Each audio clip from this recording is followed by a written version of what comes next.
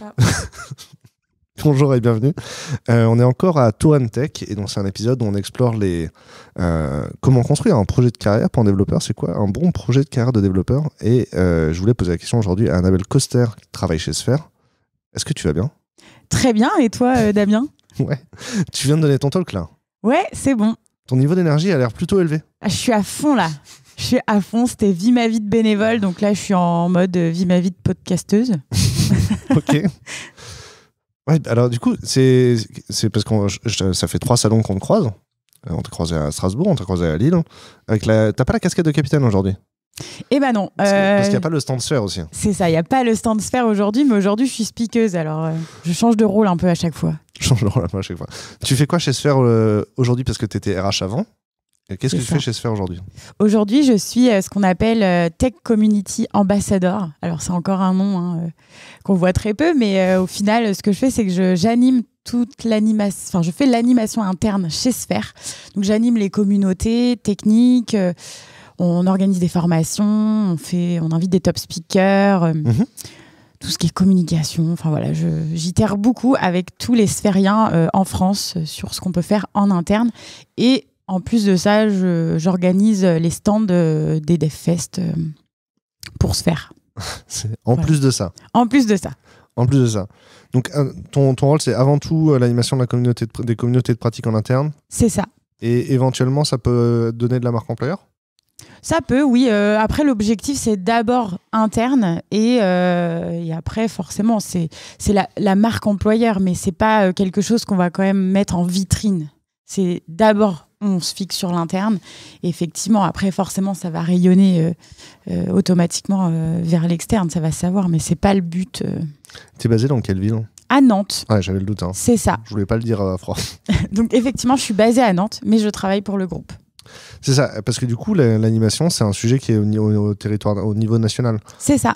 Comment ça s'est créé? Parce que c'est une création de poste, il n'y avait pas quelqu'un qui le faisait avant toi? Non, c'est ça, c'était bien une création de poste où après, dans chaque agence, des gens du marketing organisaient des soirées, des choses où les sphériens faisaient leurs propres soirées, leurs propres animations. Et là, comme on a eu le Covid et que moi, j'avais aussi envie d'évoluer et de changer du recrutement, eh bien, j'ai proposé de créer ce poste-là. Sphère était plutôt partant et avait aussi l'idée de créer ce poste-là en interne. Et tout de suite, ils m'ont donné ma chance. En 1 mois, j'avais pris le poste et j'étais partie pour une nouvelle aventure. Ok, je comprends mieux. C'est assez clair pour moi. Alors du coup, quelles sont les animations que tu peux organiser? Parce que déjà, en fait, en soi, l'animation des communautés de pratique dans les entreprises ou de manière générale, l'animation de la conversation tech dans l'entreprise, c'est un sujet qui m'intéresse. Quelles sont les actions que tu mènes? Quels sont les types d'événements? Tu m'as dit qu'il y en avait aussi qui étaient purement conviviaux. Oui, complètement. Il y a vraiment, on va dire, un catalogue d'événements assez impressionnant puisque parfois, j'ai des événements quasiment tous les soirs de la semaine. Il y en a déjà toutes les semaines et il y en a en fait pour tout le monde. On n'est pas obligé d'aller à tous, forcément, mais... Du coup, toi, tu travailles que de 18 à 20 heures? Oui, des fois, ouais. Alors, des fois, je laisse les gens en autonomie aussi, parce que je ne pourrais pas être partout. Mais voilà, pour exemple, en fait, moi, j'ai créé des comités de contenu qui sont sur plusieurs sujets différents, back, front, cloud, data, métier, tout ça. Et donc, ces comités de contenu, on se rejoint toutes les semaines. Et on va décider de ce qu'on va partager comme sujet, on va écrire des revues de presse, on va partager des vidéos, on va essayer de monter des cursus de formation en interne et on va aussi créer des événements pour inviter des top speakers de l'externe qui vont venir parler de sujets qui nous paraissent pertinents par rapport, je sais pas, à un sujet cloud, à un sujet data. Et aussi, on va continuer à faire speaker des sphériens en interne parce qu'eux aussi ont envie de partager ce qu'ils font et ce qui leur permet eux de s'entraîner aussi à être speaker pour des conférences après comme Tour Tech par exemple. Ouais, ça me paraît clair. Donc il y a quand même pas mal d'événements par mois, par semaine. C'est bien rempli. Ça me va. Donc, c'est des événements qui permettent de réseauter entre les agences. C'est un sujet qui est assez nouveau du coup, parce que j'imagine qu'avant le Covid, vous n'auriez pas forcément imaginé avoir quelqu'un qui fait l'animation. Parce que c'est que du distanciel ou tu vas proposer quelque chose dans chaque agence? Alors, on a fait un mix un peu des deux, mais moi, je suis vraiment niveau groupe. Donc, quand je vais proposer un événement, ça va être pour tout le monde. Et donc ça va être en distanciel, mais des fois, on a fait des mix. C'est-à-dire une partie qui est en présentiel et retransmise dans toutes les agences. Et effectivement, il y a un moment, ça n'existait pas ou peu. Et là, le fait que depuis le Covid, on ait mis tout ça en place, en fait, ce qui est génial, c'est que toutes les agences se connaissent. Et même sur mes comités de contenu, en fait, c'est des gens qui sont d'agences différentes, mais qui ont la même spécialité, la même passion. Est-ce que c'est quelque chose que ça a changé le Covid dans les ESN, le fait de travailler beaucoup plus au plan national, d'avoir beaucoup plus d'interactions entre les agences? Alors, je pense, après, je n'ai pas vu vraiment ce que ça donnait dans les autres ESN, mais en tout cas, pour nous, c'est un des gros avantages. Et maintenant, on peut se retrouver à des événements à 100, 150 personnes en visio, quoi. Ouais. Alors qu'avant, on allait plutôt être sur du 30, 50 par événement. Ça permet aussi de changer la pyramide de compétences. Avant, j'imagine, tu avais dans chaque agence une pyramide de compétences. Aujourd'hui, tu peux avoir des juniors qui sont coachés par des seniors qui sont dans d'autres agences? Alors oui, c'est possible, puisque par exemple, pour Nantes, les Nantais travaillent aussi beaucoup avec Paris ou même d'autres agences. Donc effectivement, le partage est plus simple. Et même pour une des problématiques aussi, une problématique en ESN, c'est on parle souvent de périodes d'intercontrat. Donc c'est des personnes qui n'ont pas de mission. Et on sait que ça, c'est aussi problématique. Nous, chez Sphere, on a mis quelque chose en place pour que finalement toutes les personnes en intercontrat du groupe travaillent en projet et travaillent sur des projets différents toutes les semaines et qu'il y ait un vrai suivi. Et ça, c'est pas par agence, c'est au niveau groupe. Donc ils peuvent très bien travailler avec des personnes du Luxembourg, de Nantes, de Bordeaux. C'est des projets qui ont un intérêt pour la boîte, ou c'est des forfaits de centres de service? Non, c'est plutôt pour des outils internes à Sphere. Ouais, ok. Et puis des fois, après, ils peuvent sur Nous, on a une factory, mais dans ces cas-là, ils seraient facturés. Là, c'est vraiment pour des personnes qui n'ont pas du tout de mission. Mmh. Et ça leur permet... Soit c'est du temps qu'ils prennent pour se former, puisque nous, on a plein de formations au sein de Sphere qui existent déjà. Soit... donc là, c'est aussi le moment où ils peuvent se former avec des gens plus compétents. Ça peut être des projets internes, parce qu'on a besoin de monter un outil de CV qui se génère automatiquement. Ça peut être des projets open source. Est-ce que vous avez un outil qui vous permet d'identifier des experts dans le groupe? Parce que, par exemple, imagine sur un projet, on veut quelqu'un qui fait du Angular. Dans notre agence, il n'y a pas d'experts Angular. Des experts Angular, vous devez en avoir dans tous les coins. C'est peut-être pas le bon exemple. Non, mais si, parce qu'il y en a peut-être plus à Nantes qu'à Lille, par exemple. Oui, on a un outil qui s'appelle Lucas. C'est un produit nantais. Ouais, je connais bien Lucas. Et du coup, ça vous permet d'identifier les compétences? Ouais, parce que les gens vont remplir en fait leurs compétences et c'est ce qui va nous permettre de les identifier. J'imagine que maintenant qu'on a identifié les compétences et qu'on sait identifier les gens, les approcher, c'est pas si facile. Et c'est... Là où je veux en venir, laisse-moi arriver. Je ne dis rien. le fait d'avoir les communautés de pratique et des échanges entre les agences comme tu organises, ça fait que c'est plus facile de demander de l'aide à quelqu'un qui est dans une autre agence. C'est ça que je voulais dire. Est-ce que c'est quelque chose que tu vois se concrétiser? Ah oui, complètement. Et beaucoup par rapport aux communautés justement qu'on a créées, on voit que c'est beaucoup plus facile, effectivement. Et en plus, on a un réseau social qui nous permet de chatter très facilement avec les gens. Réseau social, vous l'avez codé vous-même encore ou pas? Non, c'est Workplace par Facebook. C'est du classique. Oui, il n'y a pas de mal. Ça me dérange pas. C'est quoi un bon projet de carrière pour un développeur? Alors ça, c'est une bonne question. Comme on disait, il n'y a pas de bonne ou de mauvaise situation. Mais en tout cas... Des mauvais projets de carrière, il y en a plein. Oui, alors après, tout dépend du développeur ou de la développeuse. Non, mais selon moi, en fait... t'as un projet de carrière qui est de devenir chef de projet à terme. Pour quelqu'un, ça va être un super projet de carrière. Et pour une autre personne, pas du tout. Pas du tout adapté à ses compétences et le métier où il va pouvoir s'épanouir. C'est plutôt comme ça que je vois. Donc finalement, pour moi, il n'y en a pas de bon ou mauvais. C'est juste qu'il faut que la personne, elle se connaisse suffisamment bien pour elle, après, savoir... déjà vers quoi elle va s'orienter. Alors effectivement, après, l'entreprise va t'aider à... elle va créer un écosystème. Pour moi, c'est ça. C'est créer un écosystème qui va te permettre de remplir ton objectif de carrière.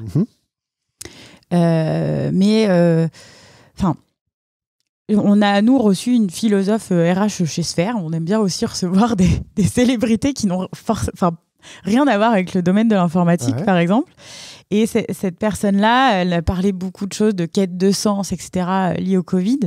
Et elle disait aussi que ce n'était pas à l'entreprise d'être garant de l'épanouissement de ses salariés. Donc c'est quand même... il y a des personnes qui pensent que c'est à l'entreprise, mais pour cette philosophe RH, non. Et donc c'est vraiment au salarié d'être garant de son... d'être responsable un peu de son épanouissement. Alors, je ne sais pas si j'utilise le bon terme, mais... Est-ce que l'entreprise... Elle peut créer un écosystème qui va aider la personne à s'épanouir, mais c'est toi qui es responsable de ton épanouissement. Ouais, je comprends. Ça me paraît logique. Est-ce qu'on peut le dire d'une autre façon? C'est... faut prendre soin de soi, déjà. Ouais. Il faut être heureux dans sa vie perso avant d'être heureux dans sa vie pro. Pour moi, c'est un équilibre. Je suis pas philosophe non plus, hein, mais... Est-ce que le mauvais penchant, c'est d'essayer de trouver du bonheur dans sa vie pro parce qu'on n'en trouve pas dans sa vie perso? C'est ça le mauvais penchant? C'est une bonne question. Ah, tu poses des punchlines, mais après... Non, mais on peut être, comme tu dis, mal dans sa vie pro et bien dans sa vie perso et inversement. Mais est-ce que c'est forcément lié? Je sais pas. Je sais pas, mais moi j'ai l'impression que ça marche comme les accords mais-20. Ouais. Non, mais c'est une bonne... Parce que tu vois, genre quand on fait un accord mais-20, on va essayer de trouver une viande ou un mets qui a la même intensité que le vin. Tu vois, si tu bois un vin qui est très intense, il faut que tu aies un repas qui est très intense avec. Un vin qui est très sucré, il faut que tu boives quelque chose qui est très sucré avec. Voilà, champagne, galette des rois, par exemple. Blanquette, Dico, vendange-chardive. Et je pense... On va partir sur un podcast nourriture bientôt. Et du coup, je pense que voilà, il y a des gens qui veulent une vie pro très stimulante. Du coup, il faut qu'ils aient une vie perso qui aille avec. Mais c'est compliqué du coup d'avoir une vie pro où tu cours partout et une vie perso où tu es posé, je crois. Il y a des personnes qui arrivent à le faire, mais je pense qu'effectivement, ça dépend aussi de la personnalité. Ouais. Ça dépend beaucoup des personnalités des gens. Et étrangement, tu as aussi des personnes qui sont à fond dans le boulot, mais qui chez eux sont quand même plus posées. Je pense que ça dépend beaucoup, mais effectivement... C'est difficile de mettre tout le monde dans la même case, en fait, aujourd'hui. Ouais. C'est pour avoir rencontré plein de gens au niveau recrutement, plein de candidats, plein de parcours différents. C'est là qu'on voit que on n'a pas tous les mêmes envies et qu'on ne pourra pas les accompagner de la même façon et les satisfaire de la même façon. Comment tu sais comment tu reconnais, même en dehors de l'entretien, comment tu reconnais des personnes qui seraient bien chez Sphère? Alors, ça va être sur plusieurs axes. Il y a déjà effectivement l'entretien RH avec un recruteur ou une recruteuse qui va déjà voir un peu ses attentes, ses envies et voir un peu si aussi cette personne, elle peut... c'est pas peu, mais va être bien en milieu ESN parce que c'est particulier d'aller travailler chez des clients, de changer de mission. Il y a des gens à qui ça convient parfaitement et d'autres non. Donc, on essaye de voir ça. Et après, en fait, il a 3 entretiens techniques en pair programming. Donc, il est vraiment avec 3 futurs collègues, finalement, différents. Et c'est sur ces entretiens-là qu'on va voir, en fait. Puisque, en fait, comme il va travailler avec des futurs collègues, ces gens-là me disent après si, oui, je me vois travailler avec lui ou pas.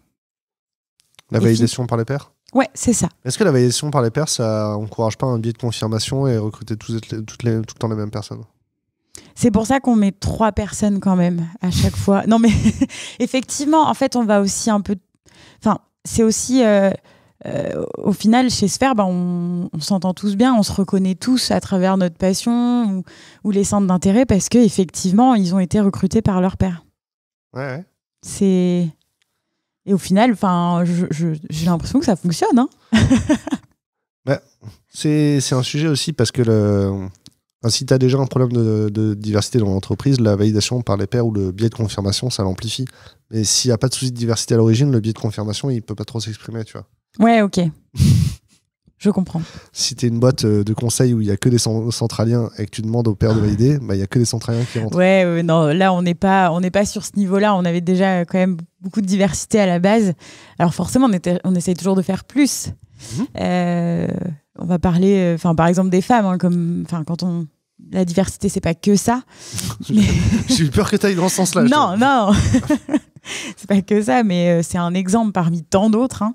Mais oui, et là, c'est un autre débat, je pense. Mais... Est-ce qu'on peut être une femme et tech lead chez Sphere? Complètement. J'ai l'impression que la majorité des femmes tech lead que je vois dans mon Twitter sont des sphériennes, en fait. C'est pour ça que je te disais. Qu'est-ce qui se passe? Peut-être, mais il n'y en a pas que chez Sphere. Non, mais... C'est peut-être parce que nous, on va peut-être.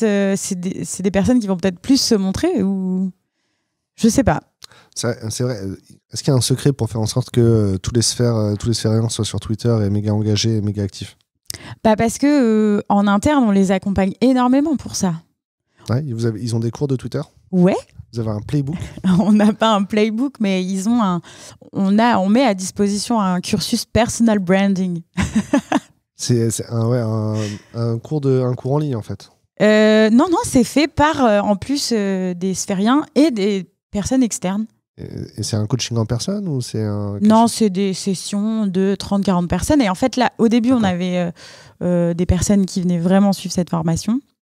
Et ensuite, on l'a ouvert à tous faire. Donc, toutes les personnes qui ont envie d'être un peu plus influents, on va dire, sur les réseaux, non, on les appelle les influenceurs, mais non, mais c'est pour ça, c'est plus de... Est-ce que la baseline de la formation, c'est « As-tu envie d'influencer avec nous ?» Ça pourrait, mais non, quand même. Non, c'est plus s'ils ont envie d'être plus... je sais pas comment on va expliquer, mais voilà, d'être un peu plus présent sur les réseaux. C'est pas forcément exposé parce qu'après, le personal branding, il est sur plein de sujets et toi, tu suis que les thèmes qui t'intéressent. Donc, tu peux avoir une partie, effectivement, sur de l'écriture d'articles. Tu peux avoir une partie sur comment être speaker et faire de l'impro. Une partie LinkedIn. Une partie même qui a été faite avec un speaker là, de Tourentech, Pierre Tibulle, sur tout ce qui est illustration sketch-note. Voilà, non mais en fait c'est sur plein de sujets et après les sphériens choisissent sur lequel ils veulent être formés. Voilà pourquoi après on est un peu partout. J'aime bien. Quelles sont les questions qu'un collaborateur il doit se poser en fait pour réfléchir à son projet de carrière? Eh bien, selon moi, après, il y a, je pense, plein de solutions, mais selon moi, c'est qu'est-ce qu'il aime faire aujourd'hui dans son métier. Vraiment se poser et se dire, aujourd'hui, qu'est-ce qui me plaît et vers quoi je veux aller. Et c'est pas forcément de se dire, parce que je pense que dans le développement aujourd'hui, c'est facile de trouver de l'emploi. Après, tout dépend. Peut-être que si la personne se pose et que finalement, il se dit, non, je veux devenir agriculteur, il peut. Mais voilà, c'est ça. C'est qu'est-ce que j'aime faire et et après, c'est comment je mets en place les choses pour arriver à ce chemin-là. Et pas une question de là, c'est bien payé, donc je vais peut-être plus faire ça. Il y a plusieurs choses. Ça dépend après dans quelle ville on travaille, etc. aussi, parce qu'il y a des villes où il y a plus de data, des villes où il y a plus de cloud, où il y a plus de techno, bref. Il y a beaucoup de choses à voir, mais pour moi, la première question, c'est qu'est-ce que la personne aime faire. Ouais. Et ensuite, voir si c'est possible ou non. Se donner les moyens d'y arriver. Est-ce que c'est vraiment facile de trouver de l'emploi dans le numérique aujourd'hui? Tout dépend, je pense, de la spécialité de la personne et de la région dans laquelle il habite, je pense.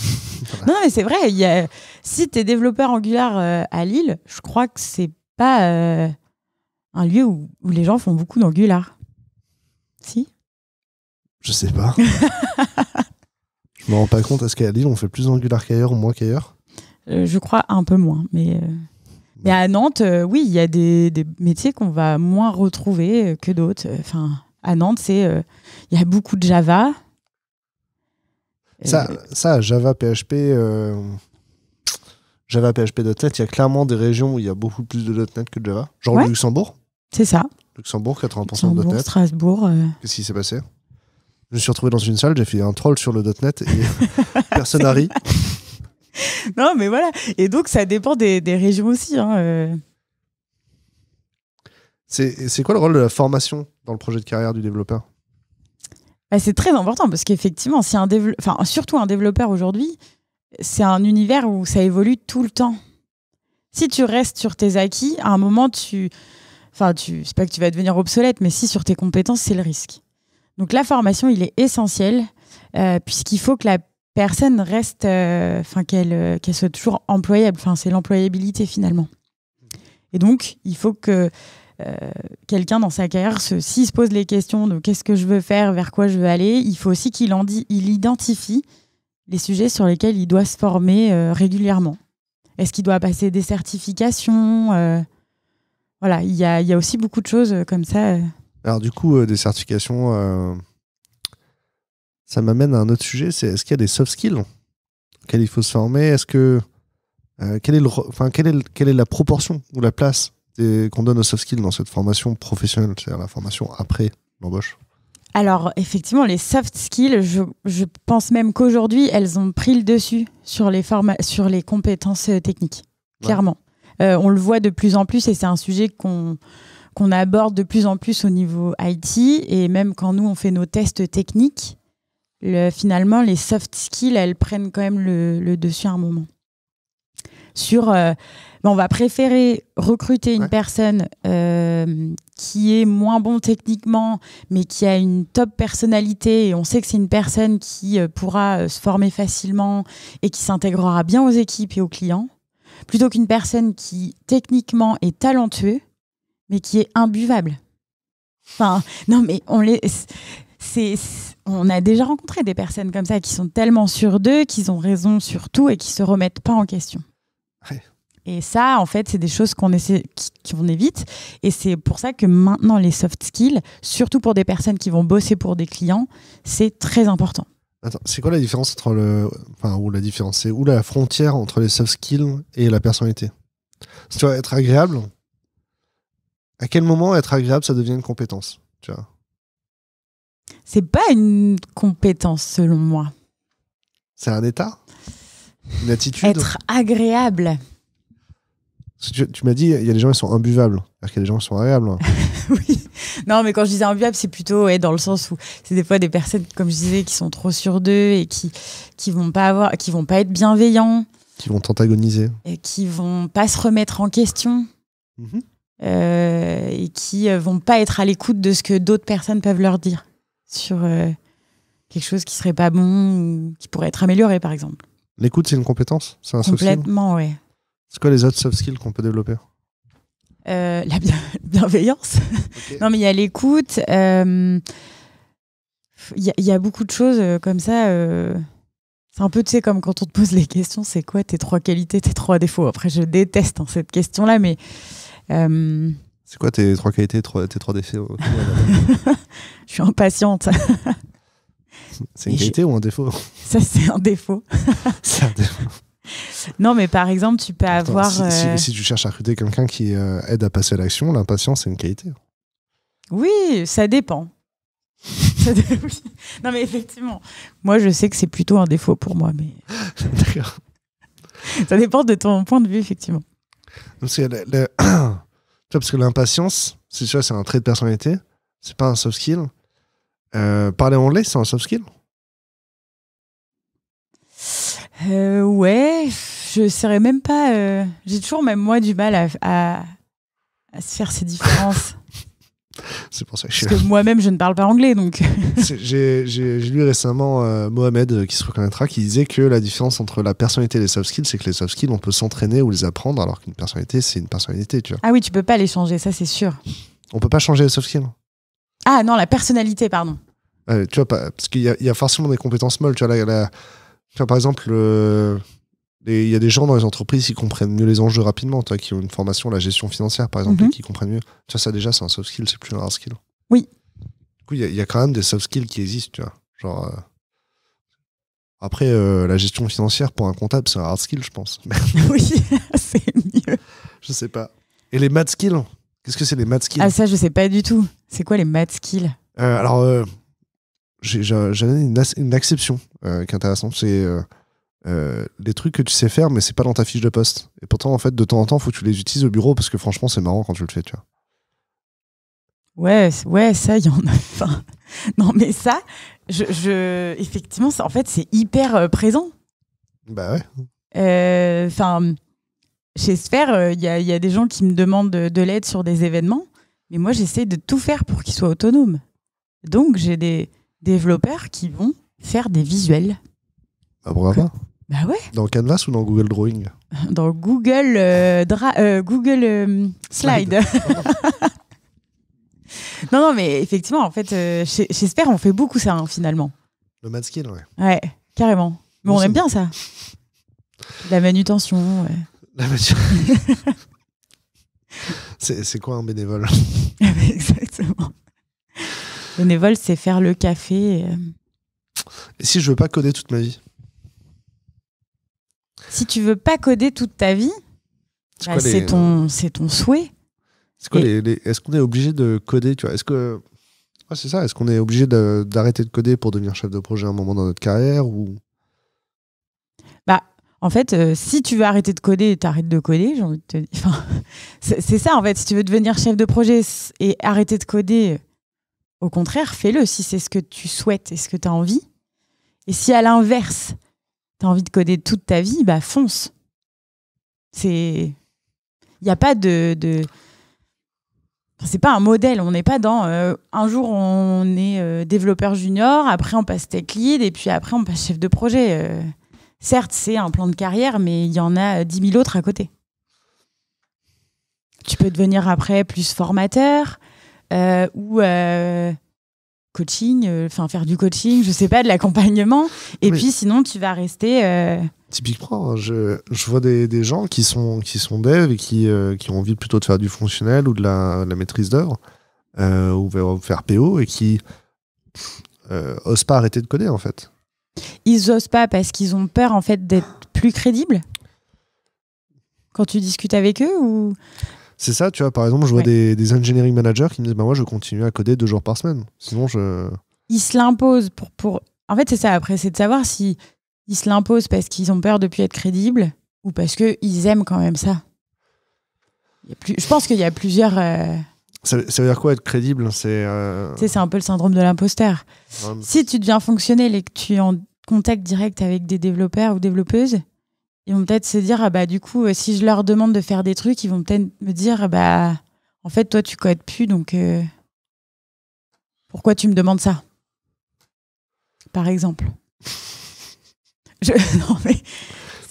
Mais si, je pense que c'est ça. Mais du coup, pourquoi nous, quand on est développeur, on n'a pas de considération pour les chefs de projet qui n'ont jamais codé avant? C'est une bonne question. Parce qu'en fait, c'est peut-être ça le problème dans un premier temps. C'est peut-être ça. C'est comme pour les recruteurs. Hein. Les recruteurs essayent de connaître au maximum, alors la plupart, le métier de développeur, savoir comment ça fonctionne, etc. Un développeur ne va pas essayer de se mettre à la place du recruteur. Ça, je l'ai vu plusieurs fois. Mais oui, c'est une très bonne question. Et c'est pour ça que je pense, moi j'ai fait un talk sur Vie ma vie de bénévole, mais il y a des entreprises aujourd'hui qui font des Vie ma vie. Ou il y a des entreprises qui font des rôles tournants sur des feature teams. Une semaine, sur un sprint, tu as un rôle particulier et un autre sprint, tu peux prendre un rôle de PO. Ça peut être une solution. Je dévie un peu, mais... Non, mais j'ai peur que le projet soit là une semaine, quoi. Peut-être non, mais après, ça dépend des fonctionnements. Mais il y a des clients, des gros clients qui fonctionnent comme ça et certaines personnes s'y retrouvent. Ça leur permet de voir un peu comment ça se passe ailleurs. Alors effectivement, ils vont peut-être après un peu plus prendre les rôles qui les intéressent, mais au moins, ils ont tout vu. Ils ont tout vu. Je me demande si c'est pas une bonne pratique pour faire du recrutement interne aussi. Pour aider à la mobilité interne. Ah, mais complètement. T'as pas envie de passer RH chez le client un jour? Non. Non. Non, parce T'as plus envie d'être RH en fait. Ouais, après, j'ai fait 8 ans dans le recrutement IT et j'ai fait le tour. Donc, que ce soit chez le client ou dans une ESN, je pense que ça va être les mêmes difficultés aujourd'hui. À peu près, à quelques points près. Moi, je suis plus épanouie aujourd'hui, justement, dans ma carrière. Donc, non, mais Comme quoi, on en parlait, les choix de carrière. Moi, je me suis posée à un moment pour me dire qu'est-ce que j'aime, qu'est-ce que j'aime pas, qu'est-ce que je veux faire aujourd'hui. Et après, je me suis posée, j'ai construit mon plan de carrière et je l'ai présenté ensuite à Sphère qui m'a accompagnée pour le mettre en place. Est-ce qu'ils t'ont donné de la formation ? Alors, est-ce qu'ils m'ont donné de la formation sur certains sujets ? Oui. Non, mais... Ma question était... Non, c'était pas ça. Pas très pertinente, je suis désolé. Ils auraient pu. Hein. Est-ce qu'on fait des choix de carrière quand on est développeur pour gagner beaucoup plus d'argent ? Est-ce que tu peux me répéter la question ? Est-ce qu'on peut faire des choix de carrière qui nous mènent à gagner plus d'argent ? Si c'est ton envie, tu peux le faire. Hein. Quel choix faut faire ? Ah, quel choix faut faire ? Vraiment, vraiment, là on a compris, on fait ce qu'on veut. Ah, c'est bon, si tu veux, tu peux, c'est ok. Quel choix de carrière il y en a beaucoup. Hein, il y a des développeurs qui gagnent 40K et des développeurs qui gagnent 180K et les deux font du JavaScript. Donc il y a bien des gens qui font le choix de carrière plus pertinent que d'autres. Eh bien, c'est des gens qui potentiellement... Enfin, je sais pas, ils sont pas tous pareils, mais pour moi, c'est aussi des personnes qui vont s'investir pour moi dans la communauté tech. Ouais. Pour leur communauté tech. Et par exemple, c'est des personnes qui vont, je sais pas, qui vont avoir un blog, et qui vont tenir un blog, qui vont partager énormément, qui vont être visibles, qui vont montrer, et qui du coup, grâce à ça, en fait, je l'expliquais dans mon talk, c'est comme ça aussi que tu te formes, tu t'auto-formes, parce que tu vas faire des recherches, tu vas pas rester sur tes acquis. Des personnes qui vont faire des talks, du partage, des personnes qui vont faire de l'open source aussi. Il y a énormément de gens qui contribuent à des projets, qui vont monter leur propre projet, et ça leur permet aussi d'être plus visibles, de découvrir de nouvelles choses, de nouvelles personnes. Voilà, et après, voilà, tu vas avoir aussi des personnes qui vont passer des certifications, qui vont se former, etc. Et selon moi, ça peut t'aider à te démarquer. Est-ce qu'on gagne plus d'argent chez le client ou chez le SN ? Très bonne question. Je pense que comme ça, si tu vas pas chercher, tu te dis ouais, chez le client, je suis mieux payé. Mais c'est pas forcément vrai. Finalement, en ESN, il y a tellement de concurrence que les ESN deviennent de plus en plus attractives en termes de propositions, et que ce soit sur le salaire, mais aussi sur toute l'offre que tu vas avoir à côté. Parce qu'une ESN est spécialisée dans son domaine, donc elle va répondre en disant voilà, je vais te former, tu vas pouvoir passer des certifications, je vais t'accompagner, tu vas aller sur des conférences, etc. Quand tu es chez un client, effectivement, ils ont beaucoup plus de métiers différents, donc ils vont moins se cibler sur les attentes d'un développeur. Donc, tu seras peut-être moins accompagné sur tes formations, tu auras peut-être moins l'autorisation d'aller à des conférences pour te former, par exemple. C'est possible. C'est possible et c'est souvent vrai. Non, mais c'est ça vrai. dépend, mais... Non, en même temps, il y a une prod à faire tourner. Exactement. Je veux dire, quand tu es dans le retail et qu'il y a des magasins en face, parce que tu peux vraiment prendre 2 jours et laisser les magasins tout seuls. Ouais, c'est ça. Alors que quand tu es en ESN, il y a des périodes d'intercontrat, tu plus disponible, au pire, on peut te remplacer. Oui, et puis c'est des contrats. Enfin voilà, non, mais c'est pas un client qui va te valider tes congés. Alors effectivement, si quand même, des fois, ils peuvent vraiment te faire un no-go, mais ça n'empêche que tu es employé dans l'ESN. Donc c'est l'ESN qui décide. C'est l'ESN qui décide de tes congés. C'est ça. Ton manager. Non, mais ouais, je suis d'accord. Ça me va. Et question subsidiaire aussi. Si on a fait des choix de carrière pour gagner plus d'argent, est-ce qu'on peut faire des choix de carrière qui nous rendent plus heureux ? Complètement. Alors, encore une fois, c'est quel choix de carrière faut faire, tu vois ? Est-ce qu'on a le droit ? Oui, après, effectivement, on sait que l'argent, c'est toujours un débat, mais si tu es plus heureux en gagnant moins d'argent, il faut y aller. Ça se trouve, c'est juste parce que tu vas passer de Paris à province. Hein. Forcément. Mais au final, tu seras plus... On est censé dire région. On est censé dire région. Moi, j'habite en région, hein, donc j'ai aucun problème là-dessus. Il n'y a aucun souci. Tu as le droit de dire que tu t'es installé à Nantes pendant le confinement parce que tu en avais marre d'habiter à Paris. Non, ça, jamais. Parce qu'on sait que Nantes, c'est un peu ça qui s'est passé. C'est un peu ça qui s'est passé et j'ai vu les Parisiens débarquer, oui. Du coup, c'est plus difficile d'acheter. Du coup, c'est plus difficile d'acheter. Je sais pas pourquoi ils sont allés à Nantes plutôt qu'à Lille.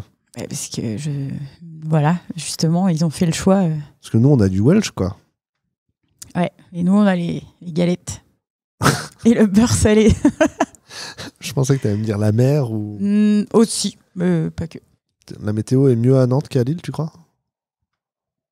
Bah, en fait, c'est peut-être pas bien, mais on est un peu mieux, mais il n'y a pas beaucoup de différence. Je pense. Tu as vu, on a fait un reportage sur Nantes. Oui, mais génial, j'ai adoré. Et il y a quand même beaucoup de Parisiens qui m'ont dit ouais, les trucs négatifs, la météo. Hein. Genre, je suis en mode, qu'est-ce que tu veux dire?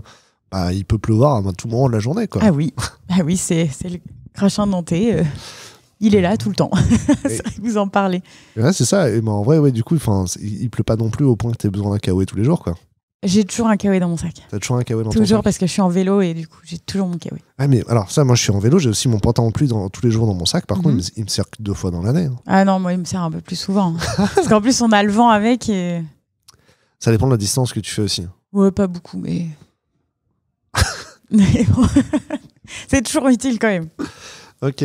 Après, le kawaii, c'est une invention nordiste. Hein. On se demande pourquoi alors. Et le damar aussi. Ah, le damar. Ouais, parce que vous, peut-être, il fait plus froid par contre.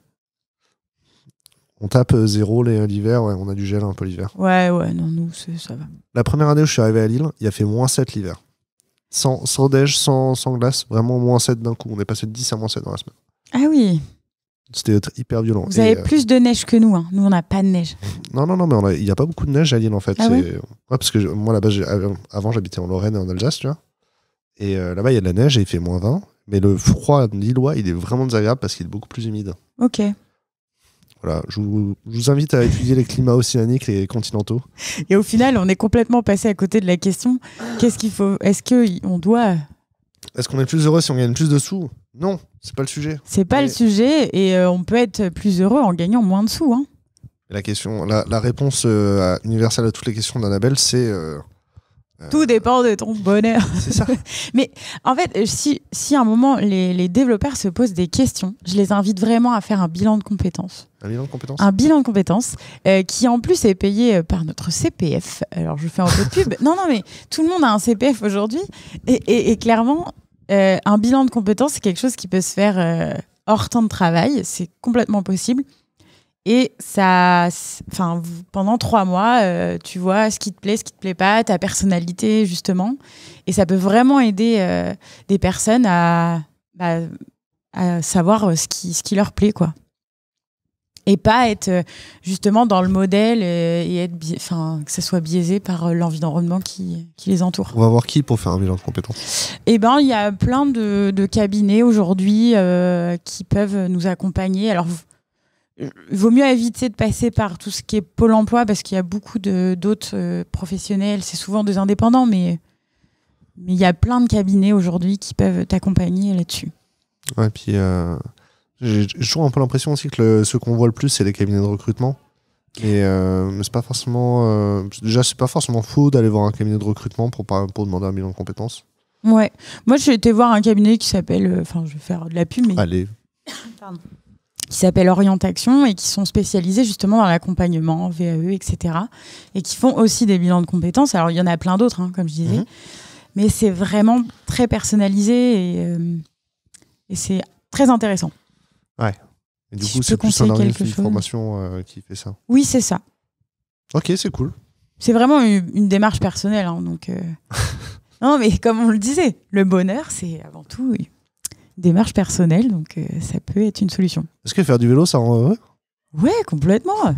Même quand il pleut. Même quand il pleut. Même quand il pleut. Sauf si t'aimes pas faire du vélo. Il y a des gens qui n'aiment pas faire du vélo? Il y a des gens qui n'aiment pas faire du vélo. Comme il y a d'autres qui n'aiment pas marcher. Ça, c'est plus compliqué, mais... Je veux dire, j'aime pas marcher sur certaines distances, mais sinon, marcher... T'aimes courir? Ah, j'aime pas courir, moi. Voilà, moi, j'adore courir. Non, mais ça me rend heureux. Ça fait mal au dos de courir? Non. C'est le sport qui te fait le plus mal au dos pour rien, genre. Tu peux nager à la place. Moi, j'aime pas nager. Donc, comme quoi, ça prouve que... Donc, s'il existe des gens qui n'aiment pas la course à pied et il existe des gens qui n'aiment pas nager, il existe forcément des gens qui n'aiment pas le vélo, ça me va. Voilà, le débat est clos. Ouais, mais... non, parce que marcher, c'est un moyen de locomotion. Oui. La nage, c'est un sport. La course à pied, c'est un sport, c'est pas un moyen de locomotion. Ça peut être un moyen de locomotion. Le vélo, c'est pas un sport, c'est un moyen de locomotion. C'est aussi un sport. Ah, mince. Au JO, il y a du vélo. Ouais, mais on n'a pas les mêmes vélos. Non. C'est pour ça que si tu n'aimes pas faire du vélo, tu prends un vélo électrique. Je l'ai pas vu venir, celle-là. Ça me va. C'est quoi ta... Du coup, alors attends. Non. Ta recette du bonheur, la recette du bonheur d'Anaël Coster, c'est quoi? Il y a quoi dedans, il y a quoi comme ingrédient? La recette du bonheur, c'est bosser avec moi. Bosser avec toi. Non, plus sérieusement. Bosser avec toi, bosser avec Annabelle et se poser des questions, se concentrer sur ça. C'est ça, et pas se dire attendre que l'entreprise fasse quelque chose pour toi et pour te rendre... Non, mais clairement... Heureusement que t'es pas patron. Hein, mais non, mais parce que moi, j'en discute justement avec mes boss. C'est que aujourd'hui, comme on disait, on va créer un écosystème pour que les gens soient épanouis, mais c'est la personne qui vraiment va mettre en place les choses pour qu'elle soit épanouie. Ouais, je comprends. Ça, c'est ton ingrédient du bonheur, c'est ça? Ouais.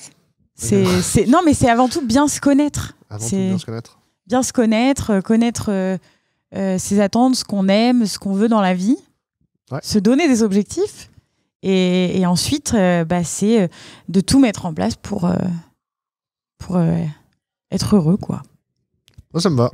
C'était cool, merci beaucoup. Merci à toi. J'espère que tu as kiffé ce podcast. Ouais. Est-ce que je t'ai donné un peu de bonheur ou pas? Moi, ça me va. En vrai, il faut mettre en commentaire sur YouTube, c'est répondre en commentaire sur YouTube, est-ce qu'Annabelle vous a donné du bonheur. Si on veut te poser des questions, on peut te poser des questions en section commentaires en dessous de la vidéo sur YouTube. Yes. Tu répondras. Et pensez à participer à l'enquête aussi. L'enquête me permet d'écrire les questions et d'y répondre. Si vous avez jamais vu à quoi ça ressemble l'enquête, venez à une antenne libre sur Twitch. On débriefe des derniers témoignages de l'enquête, ça vous donnera envie d'y participer. Est-ce que c'est cool? C'est cool et merci pour l'accueil. C'était moi aussi, tu m'as donné du bonheur. C'est important. Hein. Complètement. Faut pas être stressé avant de démarrer l'enregistrement. Des fois, je démarre l'enregistrement trop tôt et ça marche pas. Hein. Merci beaucoup. À bientôt.